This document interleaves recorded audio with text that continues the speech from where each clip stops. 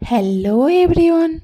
শুভশ্রীদির নতুন এক cinema release হয়েছে, সেটা হলো বাবলি, যেটা বুদ্ধদেব গুহর লেখা। তাই আমি তাড়াহুড়ো করে বেরিয়ে পড়লাম বাবলি দেখতে।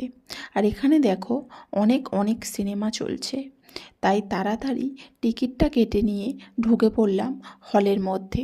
সত্যি কথা বলতে খুব ভালো মুভি, আর পুরোটাই একটা প্রেমের গল্প, ঘরোয়া গল্প।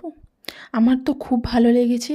তোমরা কারা কারা এই মুভিটা দেখেছো অবশ্যই কমেন্ট করে জানিও। তারপর হল থেকে বেরিয়ে চলে গেলাম এক রেস্টুরেন্টে। সেখানে নিয়েছিলাম একটা হাফ তন্দুরি, খেতে ছিল বেশ ভালো। তারপর বেরিয়ে পড়লাম বাড়ির উদ্দেশ্যে। আর ডিনারের জন্য পার্সেল করে নিয়ে এসেছিলাম মাটন বিরিয়ানি। ভিডিওটা এই পর্যন্ত। তোমাদের যদি ভিডিওটা দেখে ভালো লেগে থাকে তাহলে অবশ্যই করে একটা লাইক, শেয়ার অ্যান্ড সাবস্ক্রাইব করে দিও।